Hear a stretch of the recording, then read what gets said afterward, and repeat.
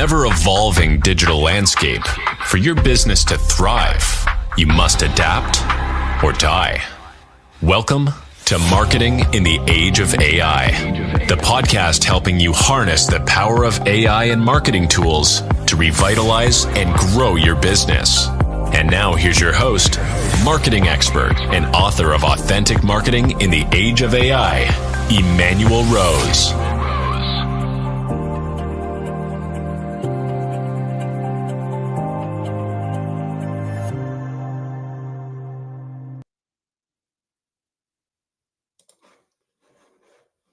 Welcome to this episode of Marketing in the Age of AI.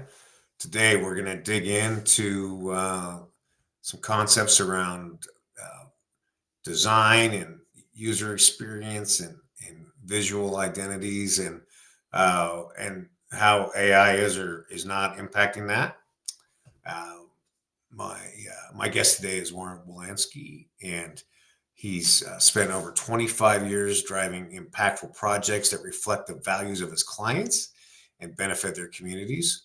Warren Wilansky is a leader known for fostering innovation, ethical design, and meaningful work, particularly in the arts, culture, nonprofit, and higher education sectors. He brings a unique focus on empathy, collaboration, and accountability to everything he does. Warren, welcome to the show. Hi, Emanuel. Nice to see you. Yeah, I really appreciate you taking some time to have a conversation today. So thank you for doing that. Let's see. Now, in your past, you were part of summer camping. Is that a true statement? That is absolutely true. In fact, it's been a while that I wrote about it, but maybe about a decade ago, I actually wrote up a post about how summer camp is the management style that I learned from first.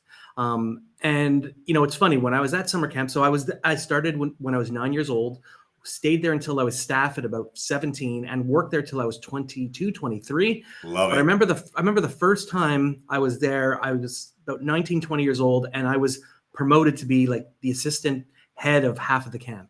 And I remember the person I was working for, who was one of my high school teachers when I was growing up. He looked at me and he said, it's very rare for somebody your age to get the opportunity to manage and take care of some of over 500 people. And I didn't realize it at the time. And I guess it stuck with me, and it made me realize there is a management style at summer camp, and I've used it since then. And it's a very hands-on, empathetic, and people-focused management style. I love it. And so that's something you and I share. I was a YMCA camp counselor after having done some other camping experience. And I, too, understand that management style and have used it throughout my career. And we would always just call it the check-in, right? Like you're always managing by wandering around, because that's just the nature of summer camp. You maybe have a walkie-talkie, maybe not, but you've got to go and check in with everybody constantly to know what the heck is going on, what's the temperature of everybody. But that's such an interesting point, because actually, up until the pandemic, that was one of the ways I managed in the office. We have an open concept office, and everybody was always in the room together. I was very resistant to remote work because my management style was to overhear a conversation or a tension elevating in one part of the office. And I knew I could walk over and try to diffuse it. I had to learn new skills myself. And now that we're a mainly remote first company, we still have an office. We still have people that are together, but I can't assume and lean in on that skill anymore. And it's kind of upsetting. It's a challenge to get that kind of information out of Slack, isn't it? Although you can. That's one thing that I have noticed. I guess that's something that I've learned about Slack, which is I don't go in and communicate all the time in Slack, but you can get general sentiment from Slack. You can know if somebody's having a bad day. You can know if somebody's not engaged. You can tell if somebody's struggling with a problem, so that I'm not going to go in and try to intervene on all of them, but I'm able to see the sentiment. It's not the same as the person, but the tool does help in some way. I love it. Yeah. Well, it just speaks to your high level of emotional intelligence. And I think that really comes through a lot of the work that I've seen that you guys do at Plank also is really evocative, emotional, digital, which is not an easy thing to do, right? Oh yeah. I mean, like it's not to say it's easy to build a website, but it's one thing to build a website. It's another thing to build a website that has an emotional impact on somebody. Or, you use design in such a way so that somebody connects with it. And it's just about sometimes the little subtleties. It's one thing you can build something that's really beautiful, but if the navigation is not effective, it's so subtle that you might just not like when you get lost in a website, I actually blame that on the website builder more than the actual user of the site. Absolutely. Yeah. Yeah. Right. You haven't done A, the research, and B, you haven't tracked where people are getting stuck. Right. And there's Totally. a lot of tools now that we can use as marketers to find those journeys that's actually happening versus what we thought was going to happen. Yeah, and sometimes the journeys aren't always, like I know that as somebody who's built sites, we fall into using data, and I think data is important, and doing things like A/B testing is important. But sometimes there's the soft skills of content. In other words, the soft skills of naming something. You might not realize, but the name of a section, or like sometimes we've run into organizations who they do what I would call inside baseball, where they're naming things based on what they think they Yep. should be named, Right. but that doesn't resonate with the person actually using the website. So I think that kind of expertise is important too. Yeah. Now, I mean, Plank, you set yourselves up as web designers or web developers, is what I interpret. But I guess, what's kind of the process that you're using to exactly to neutralize some of that inside baseball with your clients?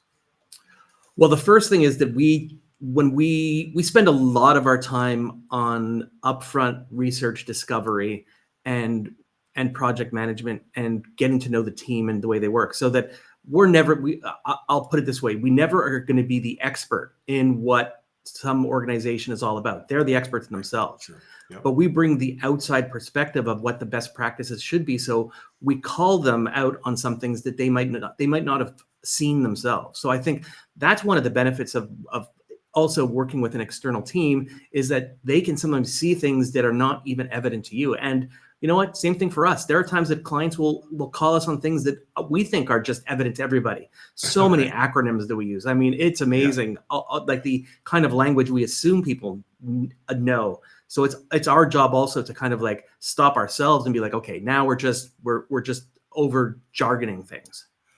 Well, I think that's an interesting progression, at least for me in marketing, is that it has gotten very complicated. And there are a lot more moving parts now than 25 years ago when you and I were just young bucks, right? Mm-hmm. So I think that's part of it, at least from the marketing side, right? Is that it's a very complex entity that now we're working to simplify for clients. Totally. And you know what? And I think clients are also now getting to the point of trying to oversimplify things for themselves. In other words, we as marketing or builders have made things more and more complex. And now what's happening is a lot of people are getting called out on, well, I'll just use AI to do that. I'll just use AI to do that. Sure. And there's some good arguments in there, because that's when, let's say, marketers have gotten a bit lazy and they're just falling back on process. So some of that is kind of breaking the process on us. But at the same time, there's a lot of expertise that, AI is in its infancy right now. It's exciting and a spectacular tool, but it's still in its infancy. And if it's used poorly, it ends up just creating such generic marketing results that, that it doesn't always benefit an organization. It seems like it's an easy answer, but it's not the right one. No, I would say it's actually off-putting, right? It's not on brand anymore. And it is repulsive. A lot of what comes out, especially, let's just say cold email right now, is insane. Mm-hmm. You've taken a tool that can very easily customize things to cold or warm prospects, and instead they're just the spray and pray, which we've seen. It's probably the third big iteration of spray and pray. Yeah, I mean, and the thing is that the tools have gotten good enough that they know how to create emails that are going to get through the filters, but it doesn't mean the emails are any better. And I mean, I'm not sure for you, I'd like to hear your perspective, but the kind of work we do, because we're not doing cookie cutter projects, we want to do highly custom projects. Somebody's not going to choose us from a random cold email. The only times that I've ever gotten a project from a cold email was when the email might have been cold, but the message I sent was hot. In other words, I actually was interested in what the organization was all about. I was personally excited, and I was able to tell them about my passion for why I think we were going to do great work. And those are the only times I've gotten calls back on a cold email. And I do those once every few years when I actually encounter something that's really, really interesting to me. Yeah, and then in that case, it becomes your creative act, and whether it gets accepted or not, it doesn't matter because you had to do it to feel like you're completing a cycle of creativity. Totally. I mean, yeah, it's not a numbers game. It's a game of really caring. It's a game about giving. It's a game about, wanting to share with people our expertise to help them. That's like giving is the kind of marketing that I think works best for the kind of stuff that we do. Yeah, no, and I love the way you've niched into kind of the nonprofit world and education, and it's because I think a lot of times those organizations that are doing some of the best, most important work in our cultures uh, either haven't identified the budget needs or are not spending it correctly to get good marketing, and so it's good to see somebody like you and your organization who are helping do that good work. Yeah, I mean, and we're passionate about it because we want to work on things that we care about. And if we encounter, and we've gotten lucky that we found organizations that we're passionate about. But my passion is not somebody else's. So your passion might be, music, or somebody else's passion might be food, or the environment. Whatever somebody's passion is, if you discover something that you're passionate about, drive all the way in for it. Like become the expert at that, and basically serve those industries that you want to serve. Yeah, and then you really aren't working. That old maxim. Um, I'm curious to hear a little bit about like where and how much AI of the AI tools you kind of brought into the workflow for your group, and then what you're seeing in terms of your clients and how they're adopting things like chat and some of these other tools that are retail ready. Yeah, so there's a few layers to that. So I'll start with the layers that I know best. One is I know technology. In other words, our development team. Our development team is mainly using Copilot, and they've seen their productivity go up 25%. So, they're not over relying on it in that they're not using it to kind of try to, cut corners, but they're using it to basically do and get rid of the repeatable tasks that they constantly have to do. And I think that's a great responsible use of AI. I agree.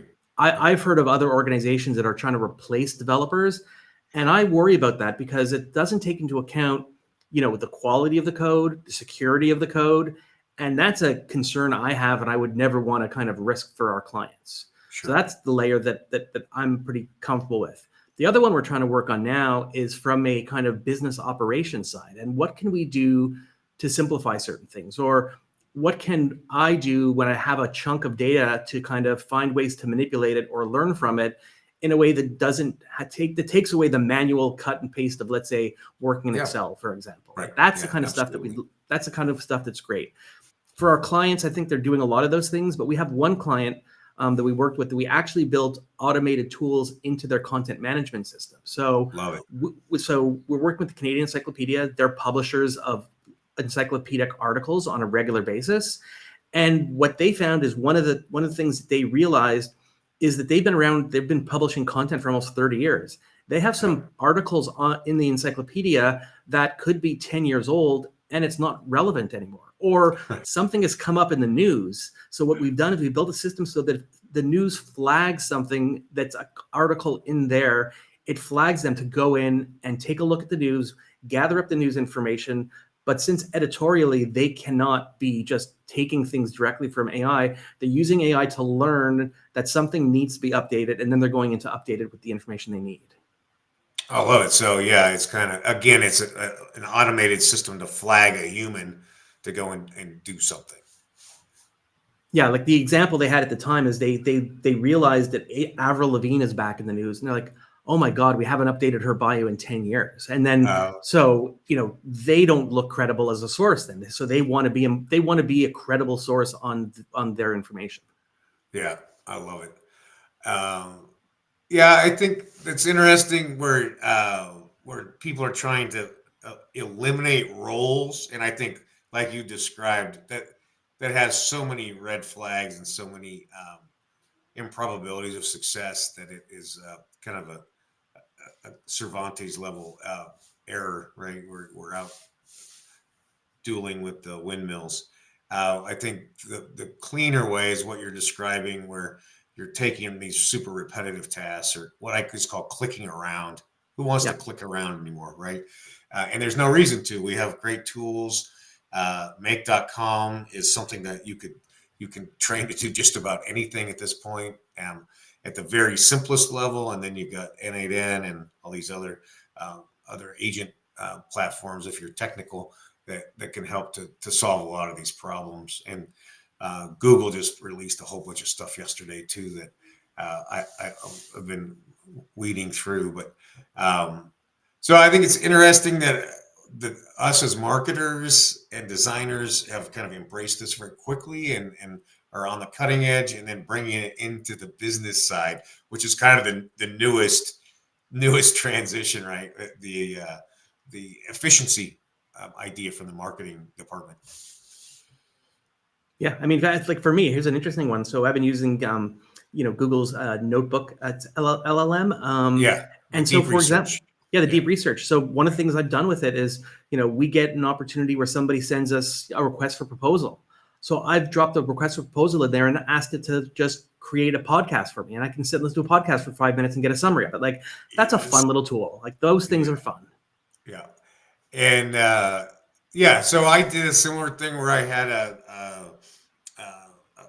strategic plan that was a massive document.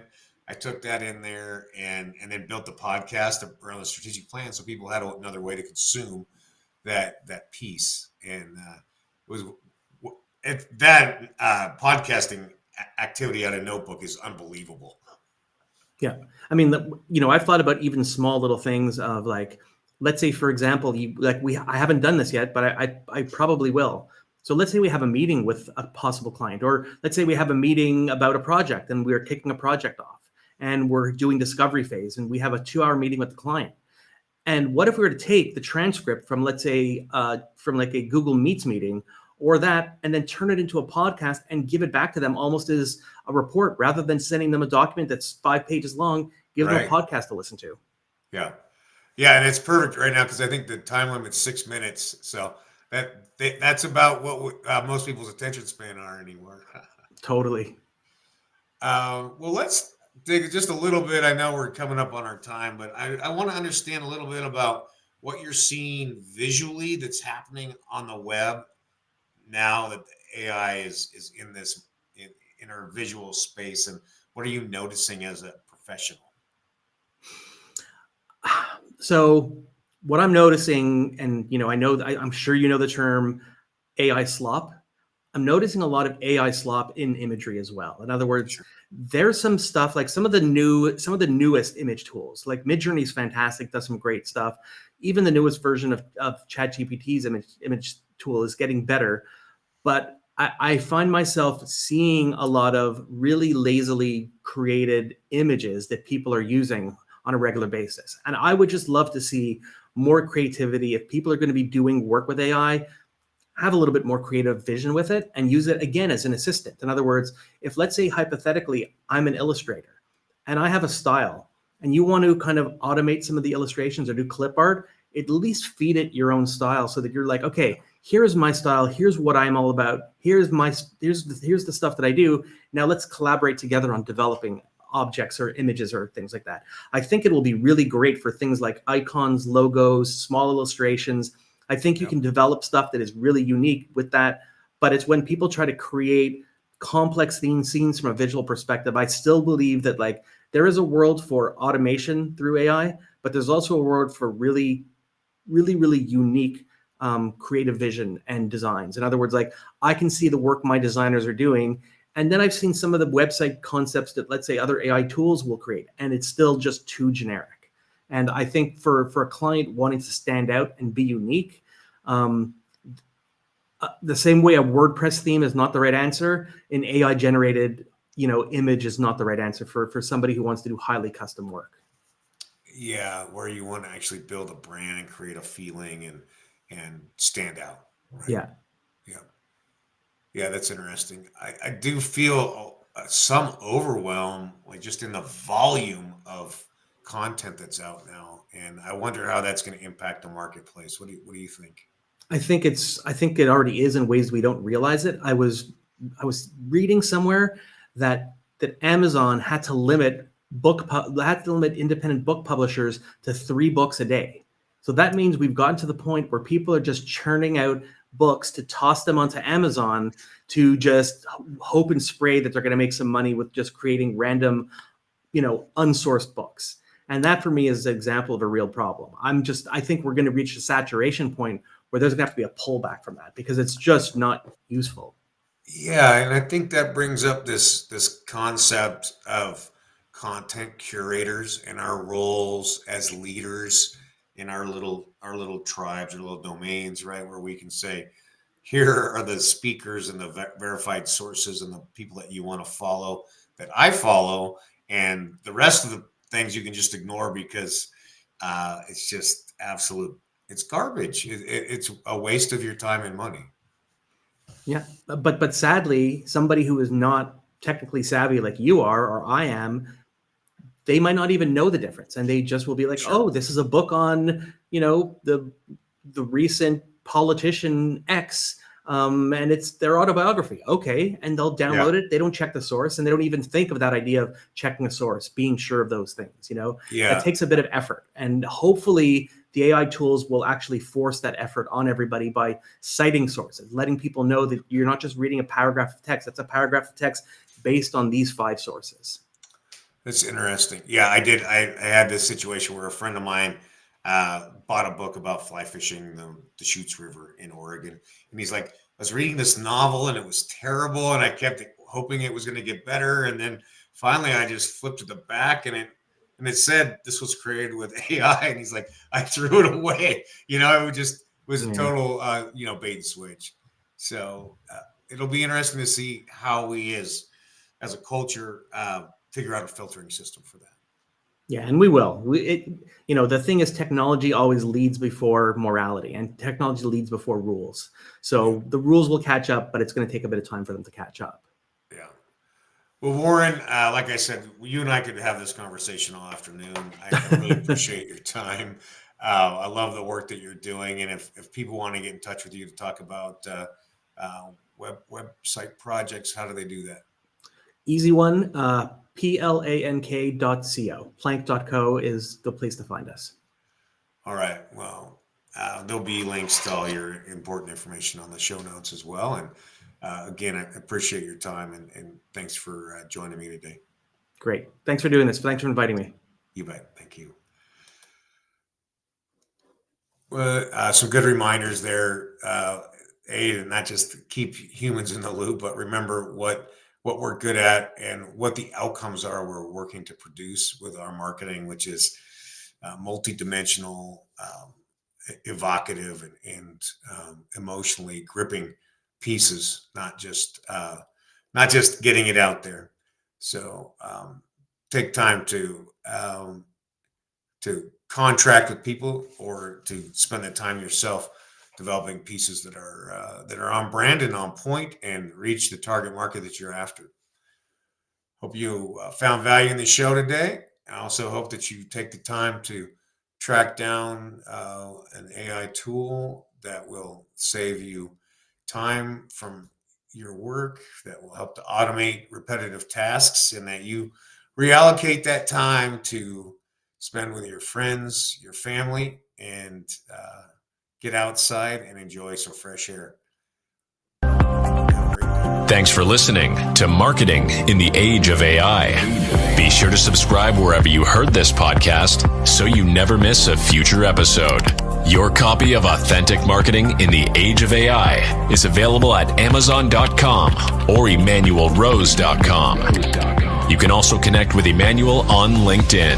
Thanks again for listening, and we'll see you next time.